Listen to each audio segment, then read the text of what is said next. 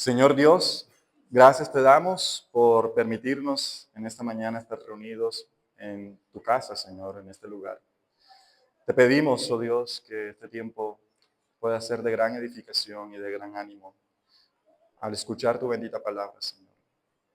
Señor, te pedimos que nos des oídos para oír, que nos des ojos para ver la gloria de Cristo, Señor, a través de tu palabra. Señor, te pedimos que nuestros corazones puedan ser confrontados, nuestros corazones puedan ser sensibles a tu voz, siendo expuesta a través de tu palabra, Señor. Te pedimos, oh Dios, que nos des una actitud correcta, nos des una disposición correcta, porque sabemos que también al prestar atención a tu palabra es también una forma de adorarte. Te pedimos todas estas cosas en el nombre precioso de Jesús. Amén. En el año de 1973, en Estocolmo, Suecia, ocurrió un asalto a un banco. No sé si ustedes sabrán acerca de esta situación. Fueron 6 días en los que 4 rehenes fueron retenidos por las personas responsables del hurto. Y a pesar de que conocemos muchas historias similares a estas, ya sea por el noticiero de todos los días o también porque en películas hemos visto ese tipo de asaltos a bancos, hay algo singular en esta situación. Y es que a pesar del peligro que estos rehenes vivieron, desarrollaron un vínculo con sus secuestradores. Y tras ser liberados, ellos se negaron a testificar contra ellos. Incluso estos rehenes recaudaron dinero para su defensa legal, para defender a los captores. En pocas palabras, estos rehenes terminaron amando a sus captores. Y esta es la historia del llamado síndrome de Estocolmo. No sé si alguna vez habían escuchado eso. El síndrome de Estocolmo surge a partir de esta experiencia histórica y es una manifestación que es contradictoria, es paradójica, en la que una víctima de un cautiverio o un abuso desarrolla sentimientos positivos, simpatía, lealtad y afecto hacia aquel que es su captor, hacia aquel que es un abusador contra él. Entonces, de solo pensar en este síndrome, algo de nosotros se revuelve, ¿no? Se nos revuelve que nos hace sentir como de que aquí hay algo que no está bien, ¿verdad? Es contradictorio, es algo que no se espera. ¿Cómo puede ser que alguien ame a alguien que lo estaba esclavizando u oprimiendo? De la misma manera, a través del pasaje que vamos a estar el día de hoy estudiando, el apóstol Pablo nos presenta una razón más por la cual no es correcto, es contradictorio, no se ve bien que los cristianos, siendo una vez libres por Cristo, se quieran someter a falsas enseñanzas de los legalistas que transmitían los judaizantes.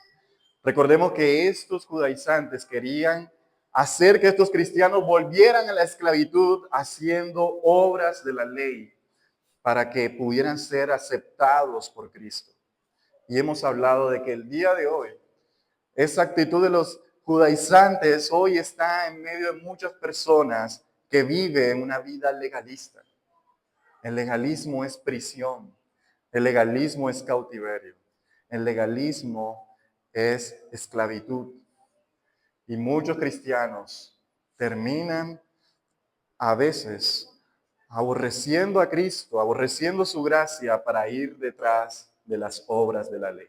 Así que a la luz de este pensamiento, de esta introducción, yo quisiera que nos pusiéramos de pie para leer la palabra del Señor, la porción de la Escritura que el día de hoy tiene el Señor para nosotros. Vamos a leer Gálatas 4:21 hasta el 5:1. Gálatas 4:21. Lo tenemos, hermanos. Dice así la palabra del Señor.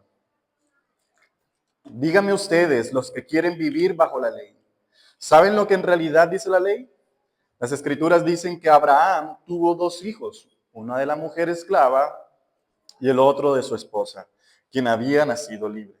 El nacimiento del hijo de la esclava fue el resultado de un intento humano por lograr que se cumpliera la promesa de Dios, pero el nacimiento del hijo de la libre fue la manera en que Dios cumplió su promesa. Esas dos mujeres son una ilustración de los dos pactos de Dios. La primera mujer, Agar, representa el monte Sinaí, donde el pueblo recibió la ley que los hizo esclavos. Y ahora Jerusalén es igual que el monte Sinaí en Arabia, porque la ciudad y sus hijos viven bajo la esclavitud de la ley. Pero la otra mujer, Sara, representa la Jerusalén celestial. Ella es la mujer libre y es nuestra madre. Como dijo Isaías, alégrate, oh mujer sin hijos, tú que nunca diste a luz. Ponte a gritar de alegría, tú que nunca tuviste dolores de parto. Pues la mujer desolada ahora tiene más hijos que la que vive con su esposo. Y ustedes, amados hermanos, son hijos de la promesa igual que Isaac. Pero ahora son perseguidos por los que quieren que cumplan la ley, tal como Ismael, el hijo que nació del esfuerzo humano, que persiguió a Isaac, el hijo que nació por el poder del Espíritu. ¿Pero qué dicen las Escrituras al respecto? Echa fuera a la esclava y a su hijo, porque el hijo de la mujer esclava no compartirá la herencia del hijo de la mujer libre. Así que, amados hermanos, no somos hijos de la mujer esclava, somos hijos de la mujer libre. Por lo tanto, Cristo en verdad nos ha liberado. Ahora, asegúrense de permanecer libres y no se esclavicen de nuevo a la ley. Esa es la palabra del Señor, hermanos. Podemos sentarnos. El mensaje que les traigo esta mañana es muy sencillo. Es el siguiente. Permanezcamos en la libertad con la que Cristo nos hizo libres. La acabamos de cantar y es lo que quiero que hoy se lleven. Permanezcamos en la libertad con la que Cristo nos hizo libres. Y algunos se preguntan, bueno, ¿y cómo hacemos eso? Y esos son los dos puntos que hoy vamos a estar revisando en nuestro texto. El primero es entendiendo su origen y el segundo es no dejándonos esclavizar otra vez. Así que hablemos de este primer punto, entendiendo su origen, que va desde el versículo 21 al versículo 28. Y Pablo empieza diciéndole a los que quieren vivir esclavos de la ley lo que la ley dice. Cosa que pareciera que los judaizantes estaban ignorando. O sea, ellos querían vivir bajo la ley, pero ignoraban lo que decía la ley. Por eso Pablo dice en el versículo 21, ¿saben lo que en realidad la ley dice? Y en los siguientes los siguientes versículos, Pablo procede a hacer una explicación bien profunda del origen de esta libertad que tenemos en Cristo Jesús. Y si ustedes leyeron, parecía algo como complejo, pero es muy sencillo. Y lo voy a agrupar, lo que está diciendo Pablo, en explicaciones de a grupos de a dos. En este fragmento del 21 al 28, Pablo explica que hay dos mujeres con dos hijos que representan dos pactos y que producen dos tipos de descendencias. Eso es prácticamente lo que está diciendo Pablo.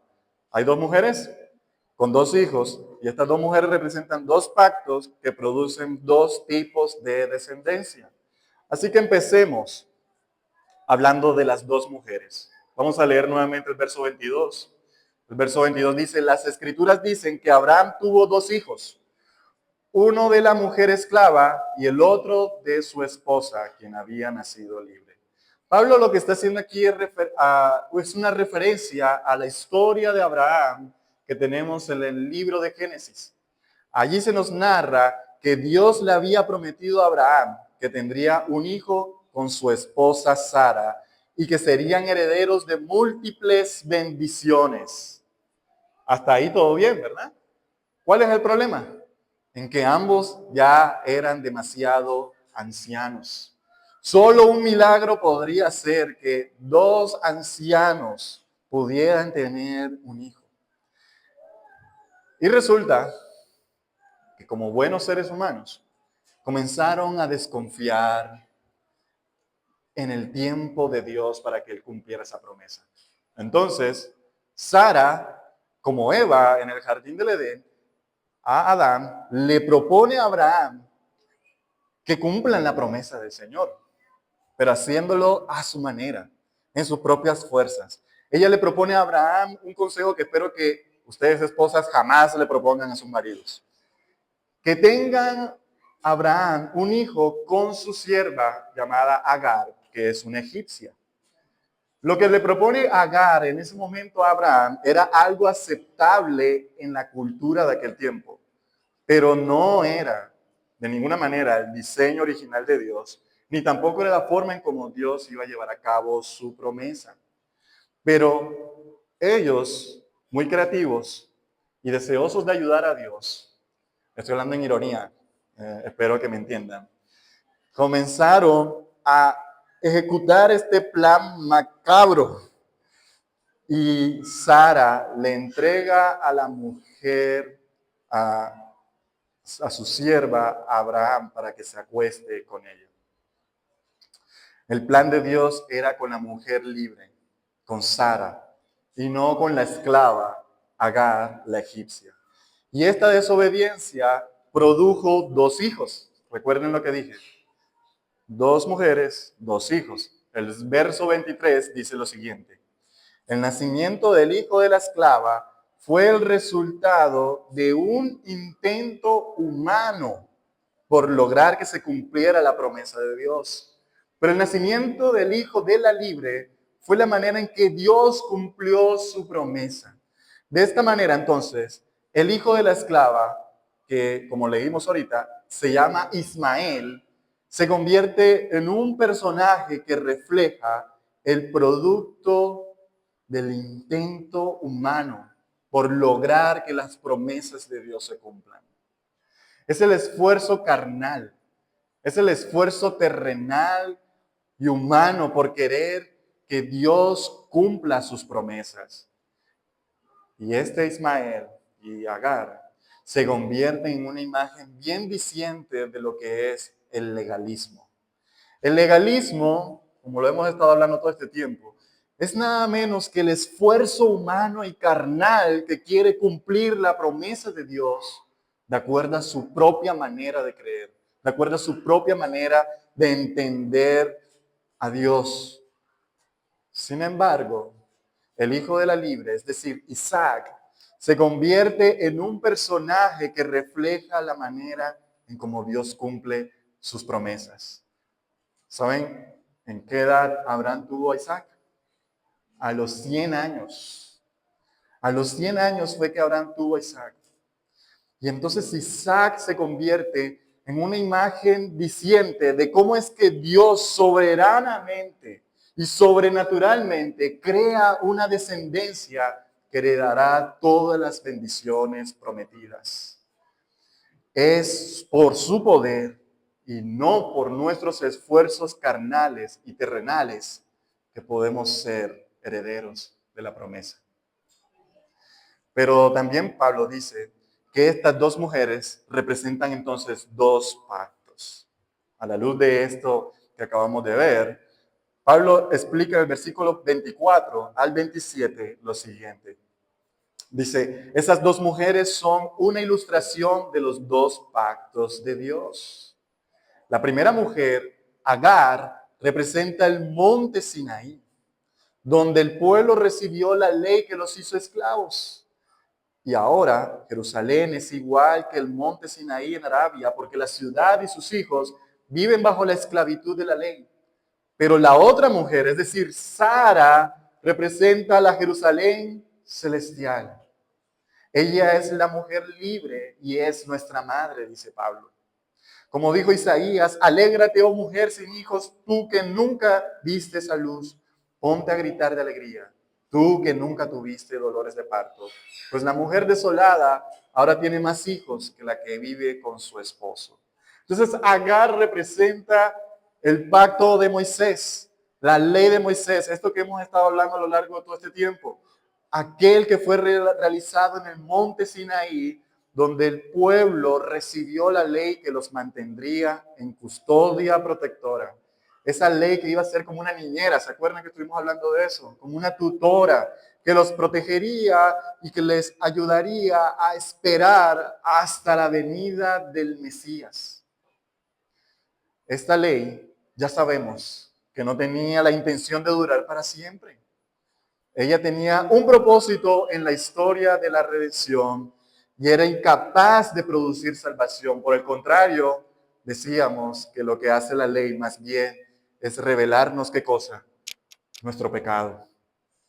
Es revelarnos lo corrompido que estamos delante de Dios. Porque la ley dice que debemos amar al Señor con toda nuestra fuerza, con toda nuestra mente, con todo nuestro corazón. ¿Y quién de nosotros podría decir delante de Dios, Señor, yo toda mi vida te he amado con toda mi mente, con toda mi fuerza, con todo mi corazón?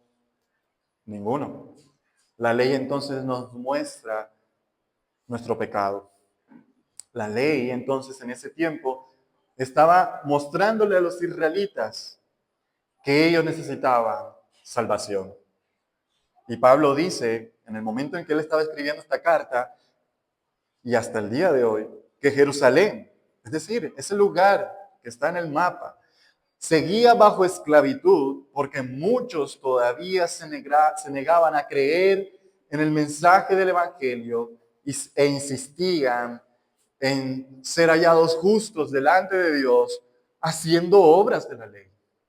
Esta Jerusalén es terrenal y es la madre de todos los que procuran ser justos delante de Dios por sus esfuerzos, por sus buenas obras, los legalistas de los cuales hemos hablado todo este tiempo, aquellos que no han sido salvados de sus pecados, pero que creen que son salvos porque hacen buenas obras. Eso es Agar, eso es ese pacto. Pero la otra mujer, Sara, representa la Jerusalén celestial. Es decir, Sara representa el nuevo pacto que produce hijos libres de la esclavitud, de la ley y del pecado.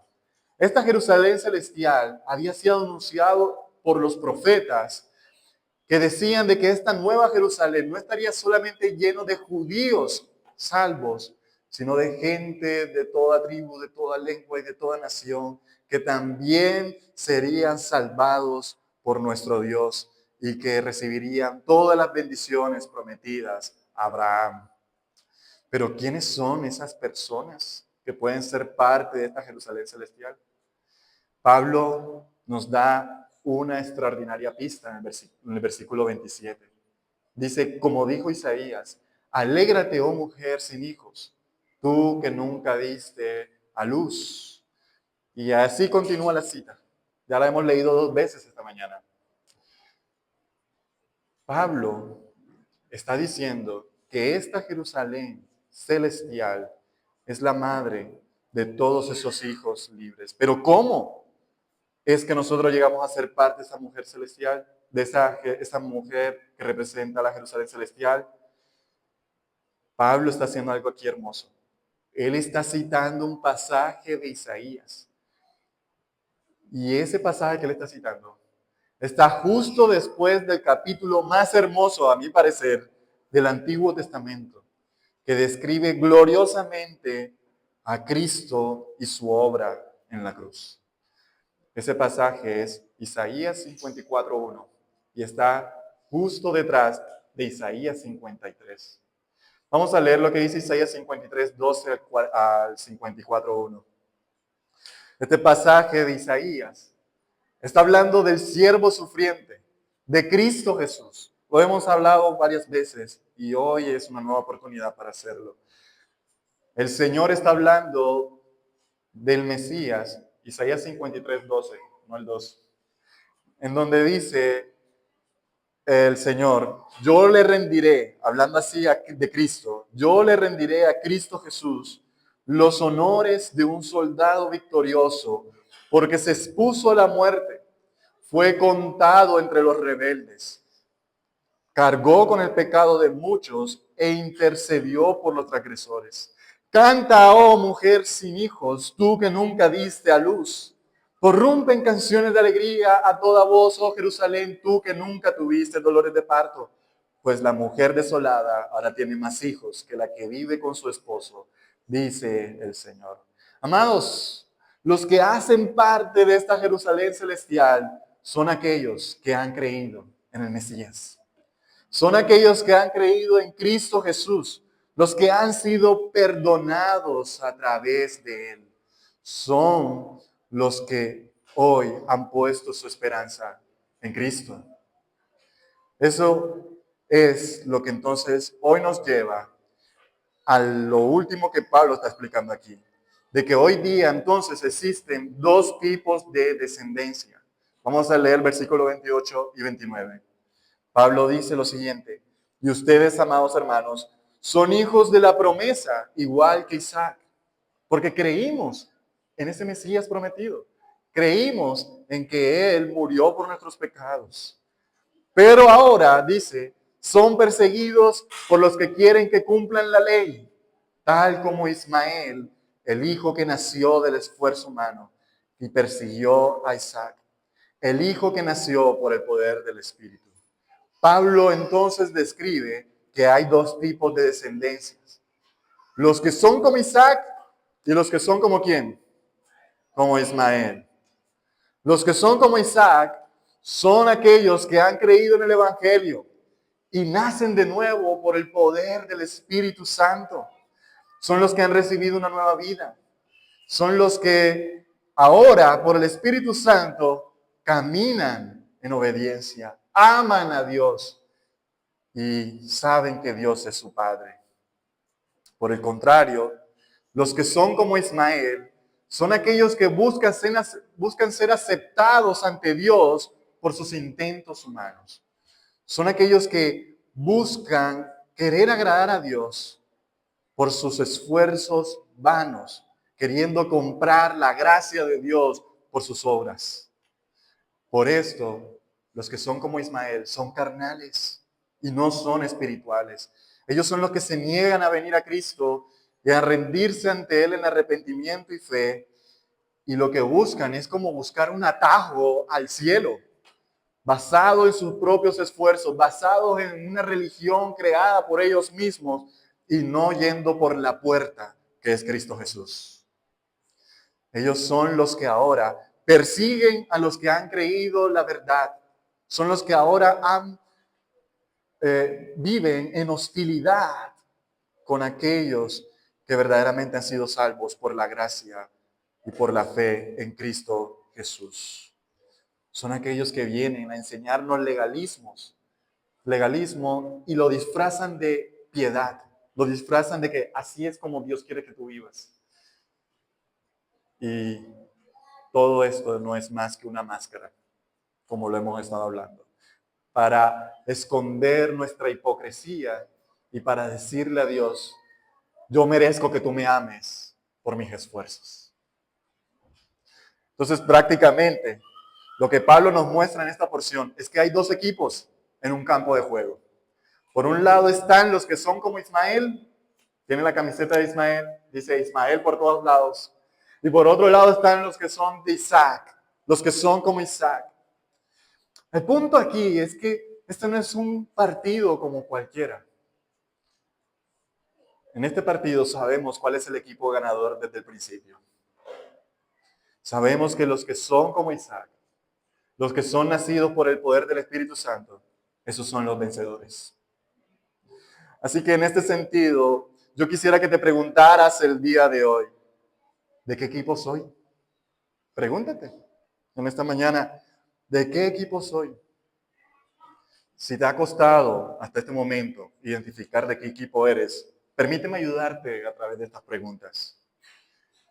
¿Eres alguien que viene a la iglesia, que busca servir a Dios y que hace buenas obras porque te da miedo de que Dios te mande al infierno? ¿Por esa razón vienes? ¿Eres alguien que hace oraciones a Dios, lees la Biblia, ayunas, das ofrendas y haces cosas así, pero no tienes ni idea de quién es Cristo y de lo que Él ha hecho en la cruz por los pecadores? ¿Eres alguien que cree que tienes que ganarte las bendiciones de Dios? Que cuando te encuentres con Dios delante de su trono en el día del juicio, tú dices: claro que Dios me va a dejar entrar en su reino, porque yo me lo merezco. ¿Eres alguien que se molesta y está en contra de aquellos que dicen que la salvación es solamente por creer en Cristo y su obra? Porque tú crees Que eso es necesario, sí, sí, sí. Pero también ellos tienen que dejar el maquillaje, en el caso de las mujeres. Ellos también tienen que hacer largos ayunos y vigilias. Ellos deben tener tiempos devocionales de horas. Ellos también deben tener hijos perfectos y obedientes. Ellos deben escuchar solo un tipo de música cristiana. Ellos deben diezmar y también deben vestirse de cierta manera. Si tú eres así, eres del equipo de Ismael.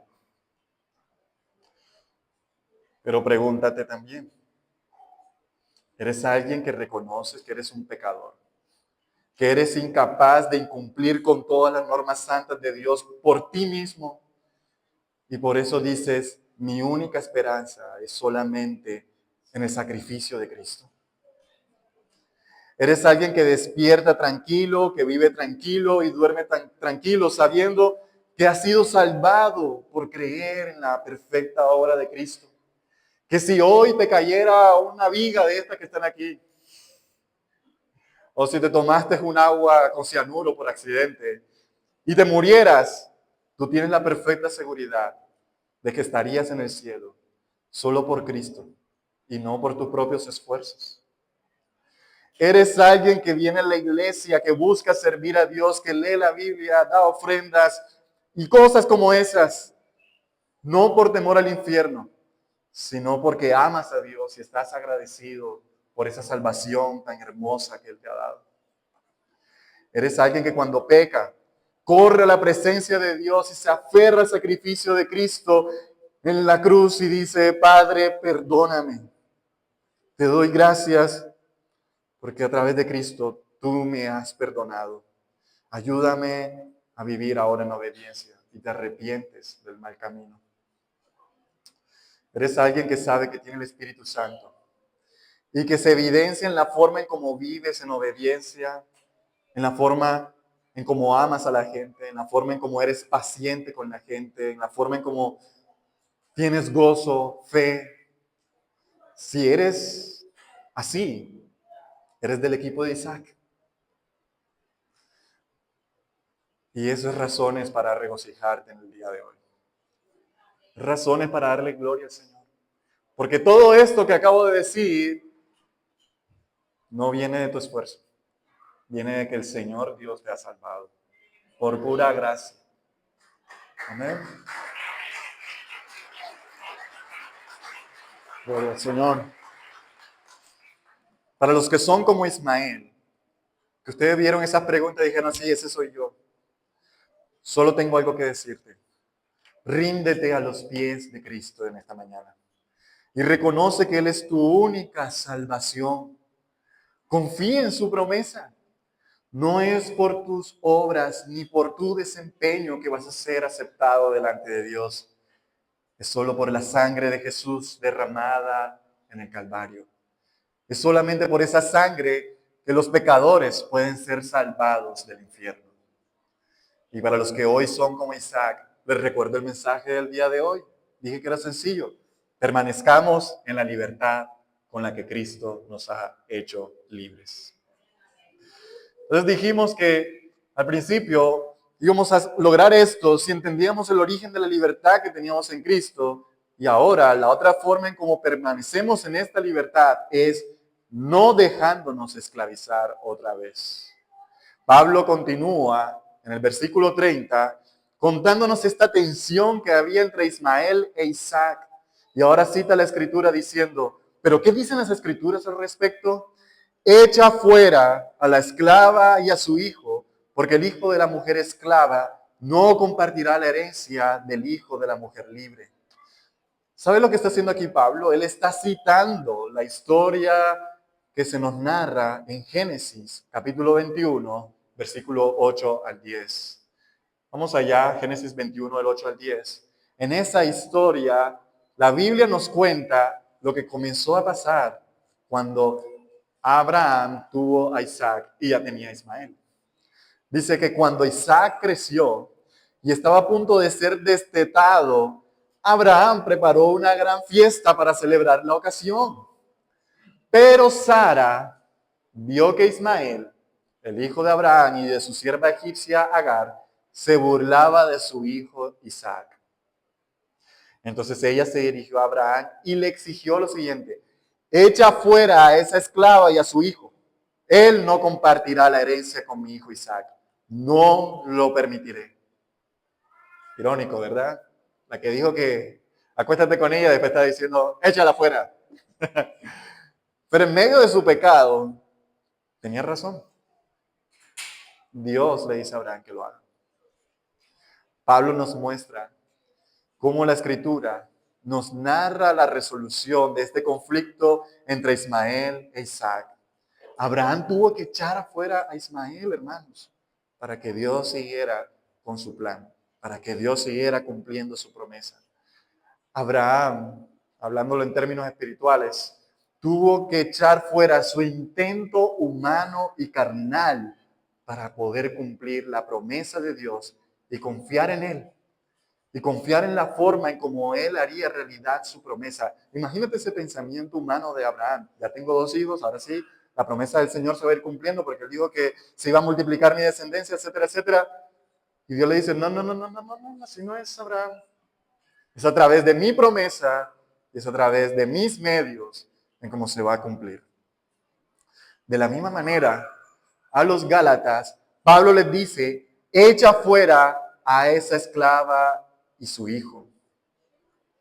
Teniendo en cuenta que esto representa la esclavitud de la ley y de todo el legalismo, Pablo le está diciendo a ellos que si quieren disfrutar de la maravillosa herencia que Dios le ha dado a los hijos de Dios, tenemos que echar fuera todo legalismo de nuestras vidas.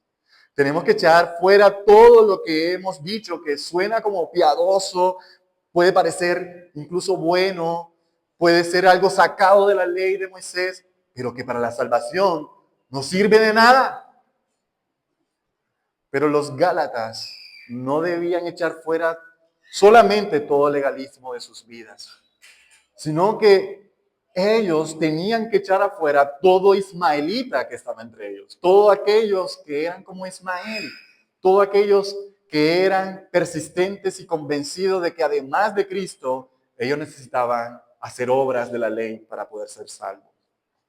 Este tipo de personas no eran como Isaac. Ellos eran nacidos de la carne y no del Espíritu Santo. Y aquí está, queridos hermanos, el misterio de la iglesia.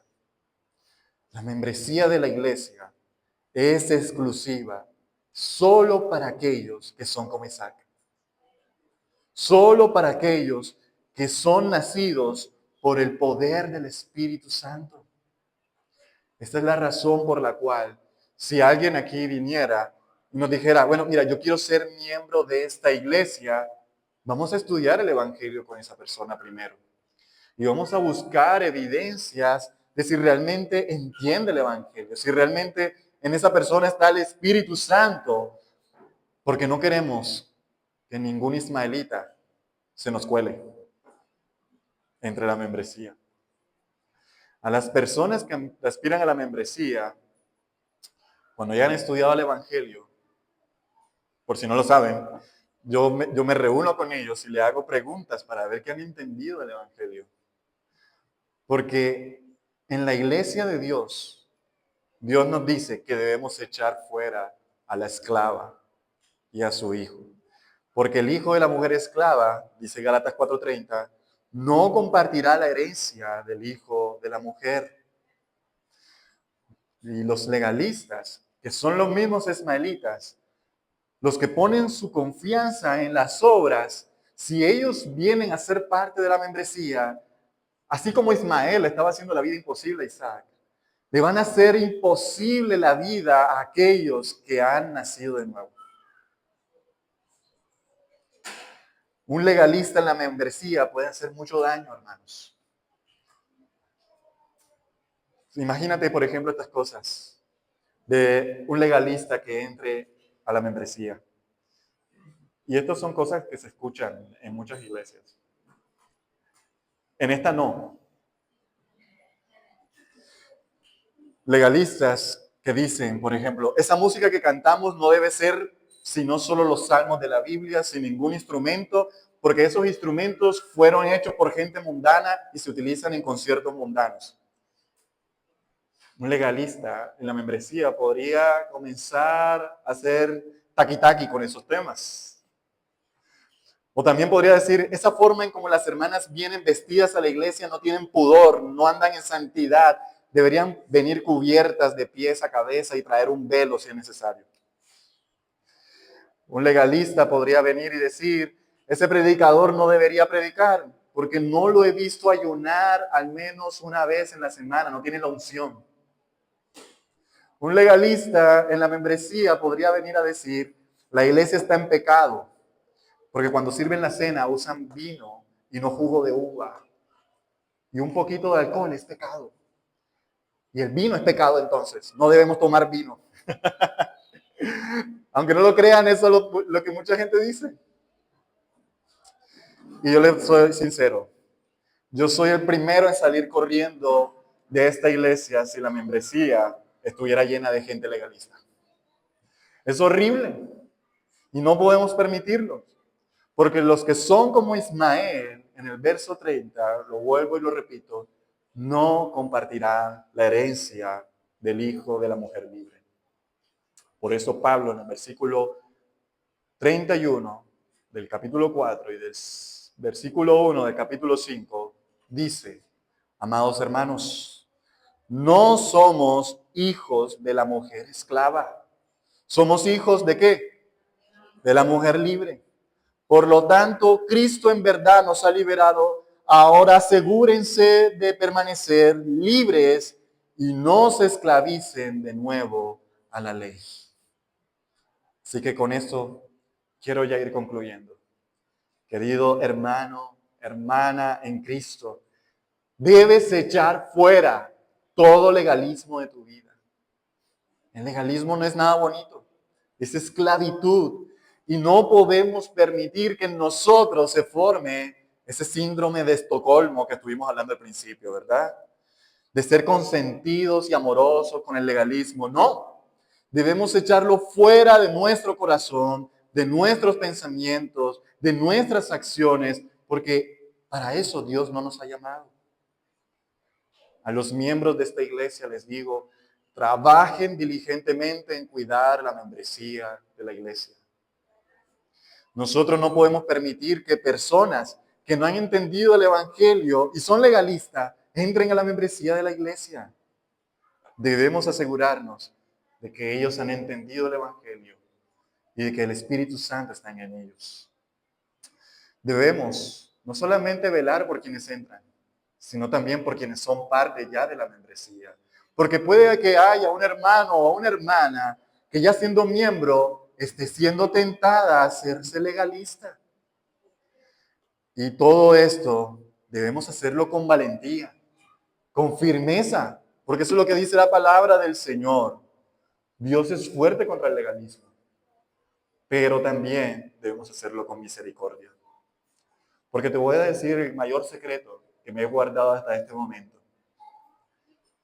Y es que la mayoría de los creyentes, la mayoría de nosotros, en realidad, somos legalistas en recuperación. Estamos en el proceso. Estamos como cuando a alguien lo sacan de la drogadicción y entra a una escuela de rehabilitación. Así estamos muchos de nosotros. Me incluyo. Pero para ti, amigo y amiga, que dices, no tengo ni idea de todo lo que están diciendo. Y este predicador me ofendió, me dijo que yo soy un ismaelita. Porque todo lo que dijo tiene que ver conmigo. Yo te digo algo. Clama al Señor Jesús para tu salvación. Y confía en su obra en la cruz. Hay una manera preciosa, y esa es la buena noticia que le traigo el día de hoy. Hay una manera en cómo personas como Ismael pueden llegar a ser como Isaac, y es recibir la salvación a través de Cristo Jesús. Entonces, cuando tú recibas esa salvación, vas a dejar de procurar hacer las cosas en tus fuerzas y Dios te va a dar su espíritu para que te dé seguridad de salvación y puedas vivir verdaderamente en santidad y puedas amarlo a Él verdaderamente. Entonces, cuando llegue ese momento, Tú que hoy eres legalista, que eres ismaelita, cuando llegue ese momento precioso de tu salvación, tu corazón va a rebosar de gratitud. Habrá gozo en tu alma y comprenderás que tu salvación nunca dependió de tus esfuerzos, sino del esfuerzo y de la obra de Cristo Jesús en la cruz. Así que, amados hermanos y amigos que estamos aquí, pongan su mirada en Cristo Jesús. Él nos ha liberado de la esclavitud. Él mismo se hizo esclavo por nosotros en nuestro lugar y compró nuestra libertad con su vida, sacrificándose en la cruz por nuestra libertad. Permanezcamos libres en la libertad que el Hijo de Dios nos vino a dar. Y con esto te invito a que oremos y clamemos para que el Señor nos ayude. Padre, gracias te damos, porque a libertad nos has llamado en Cristo. Y en esa libertad queremos andar. Yo te ruego, Señor, que el día de hoy, a pesar de mis palabras imperfectas, tu palabra pura, perfecta y sin mancha, pueda llegar a la mente y al corazón de todos los que estamos aquí, Señor. Que aquellos que ya hemos creído, Señor, ayúdanos a perseverar en esa libertad hermosa que nos has dado en Cristo Jesús. Y aquellos que aún no han experimentado esta libertad, te ruego, Señor, que a través de tu Espíritu Santo tú traigas hoy convicción a sus corazones y les hagas clamar a ti por salvación. Señor, te ruego que obres en sus vidas, que les muestres cuán precioso y hermoso es Cristo Jesús. Qué tan tierno es Él, que vino a dar su vida por pecadores y ahora nos llama a una relación perfecta a través de su obra en la cruz. Señor, te ruego que el día de hoy traigas libertad y traigas salvación en medio de todos los que estamos aquí. En el nombre de Jesús. Amén.